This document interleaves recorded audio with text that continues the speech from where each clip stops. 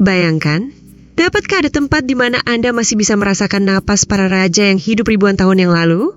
Sebuah ruang di mana furnitur bersulam emas menantang debu waktu dan bertemu cahaya kembali. Bisakah seluruh warisan sebuah peradaban benar-benar dikumpulkan di bawah satu atap?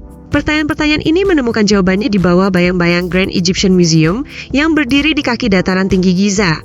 Karena bangunan besar ini bukan hanya museum, tetapi sejarah yang dibangun kembali. Dan mungkin aspek yang paling menarik adalah ini. Perasaan tentang keabadian yang dicari umat manusia selama ribuan tahun mengambil bentuk nyata di kompleks raksasa ini. Di sini, setiap artefak membawa kesaksian yang menentang perjalanan waktu. Grand Egyptian Museum Gem, yang telah ditunggu Mesir selama bertahun-tahun, dirancang sebagai perwujudan impian untuk melestarikan memori budaya negara tersebut. Garis-garis modern yang berpadu dengan tekstur batu Giza menyatukan kekuatan kuno piramida dengan identitas kontemporer.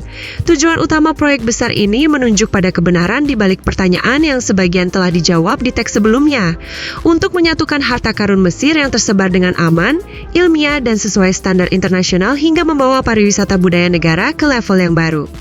Dalam semangat ini, pemerintah Mesir dan tim ahli internasional telah bekerja selama beberapa dekade, berinvestasi dalam teknologi dan budaya, dalam salah satu proyek budaya terbesar dalam sejarah manusia. Sebenarnya, ini bisa disebut sebagai operasi penyelamatan sejarah paling komprehensif di era modern. Pertanyaan tentang kenapa Grand Egyptian Museum begitu besar sangat terkait langsung dengan Mesir kuno itu sendiri. Dengan lebih dari 50,0 artefak, negara ini memiliki salah satu koleksi arkeologi terbesar di dunia. Ketika Museum Mesir di Kairo tak lagi mampu menampung semua harta tersebut, arsitektur Gem yang besar seluas 480,0 meter persegi menjadi kebutuhan. Dan di sini juga terletak jawaban atas pertanyaan, apakah ukuran ini tidak perlu? Tempat ini adalah satu-satunya lokasi yang mampu mengumpulkan seluruh koleksi King Tutankhamun secara lengkap untuk pertama kalinya. Selain itu, ukuran museum yang sangat besar tidak hanya dirancang untuk kapasitas pameran, tetapi juga untuk program edukasi, area riset internasional, dan arsip digital yang luas. Jadi, Gem juga menjadi pusat bagi studi ilmiah masa depan.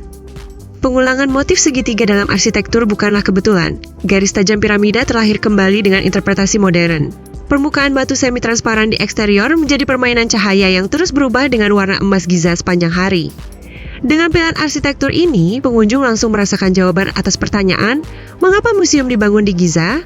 Untuk menciptakan hubungan visual dan sejarah dengan struktur teragung dunia kuno. Beberapa arsitek bahkan mendefinisikan lokasi Gem sebagai jembatan temporal, karena museum ini berada di titik transisi budaya yang menghubungkan kawasan piramida ke pusat modern Kairo. Di pusat museum terletak koleksi Tutankhamun yang berisi lebih dari 5,0 benda.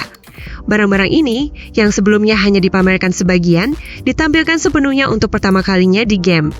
Ini menjawab mengapa ada ruang luas untuk Tutankhamun, sebab makamnya adalah penemuan paling lengkap di era modern dan mewakili puncak estetika Mesir kuno.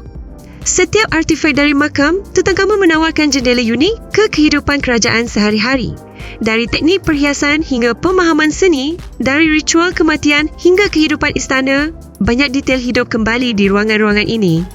Gem bukan hanya tempat pameran, ia juga memiliki salah satu pusat arkeologi teknologi paling maju di Timur Tengah.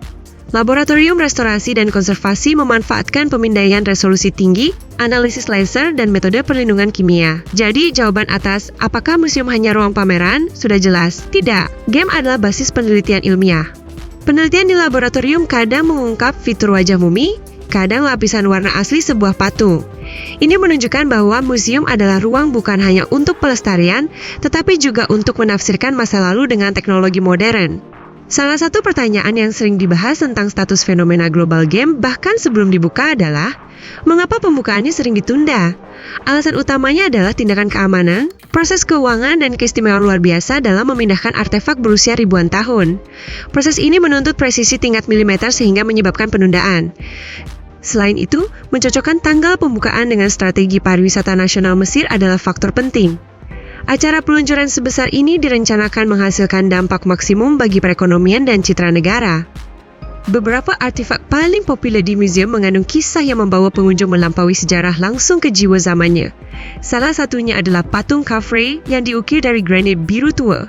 Ekspresi wajahnya yang tenang, namun mengesankan seperti jendela menatap ribuan tahun.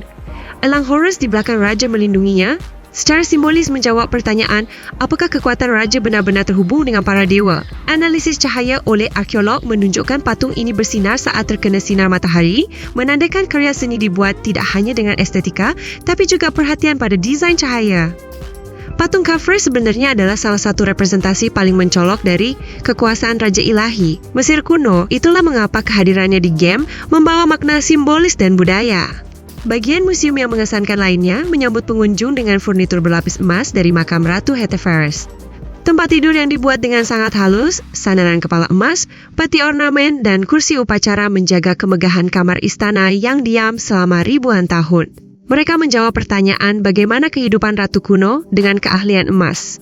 Restorasi mengungkap bahwa lempengan emas tersebut dibuat sangat tipis dan setiap bagian diperlakukan sebagai bagian dari kesatuan yang hampir sakral. Furnitur ini juga menyoroti pentingnya penguasa perempuan di Mesir kuno. Para ratu bukan hanya pasangan, kadang mereka memegang otoritas politik dan agama, dan fakta ini semakin jelas terlihat dalam artifak tersebut. Apa yang ingin disampaikan kurator museum pada dasarnya adalah perjalanan melintasi waktu. Tujuan mereka adalah agar pengunjung merasakan pertanyaan, siapakah Mesir saat memasuki halaman dan bagaimana warisan ini bertahan saat keluar dari museum. Dengan demikian, game ditegaskan bukan hanya sebagai ruang pameran, tetapi sebagai pengalaman yang menghidupkan kembali jiwa peradaban. Karena itu, pengaturan pencahayaan, posisi artefak, rute pengunjung, dan sistem panduan digital dalam museum dibuat dengan sangat teliti untuk memberikan pengalaman mendongeng yang impresif. Pada akhirnya, Grand Egyptian Museum dibangun sebagai jembatan yang membawa seluruh kemegahan Mesir kuno ke dunia modern. Jawaban atas banyak pertanyaan tersimpan di dalam dindingnya. Mengapa museum begitu besar? Mengapa dibangun di lokasi ini? Mengapa pembukaannya begitu lama dinantikan? Dan mengapa menarik minat internasional yang begitu besar? Semua jawaban bersatu di satu tempat. Game ada bukan sekadar memamerkan Mesir kuno, tetapi membangkitkan hidupnya kembali. Dan mungkin yang paling mencolok adalah ini. Museum ini tidak hanya melindungi masa lalu, tetapi juga membentuk pemahaman kita tentang sejarah di masa depan. Karena setiap artefak di game bukan hanya benda pajangan, tetapi narator yang diam namun kuat tentang warisan bersama umat manusia.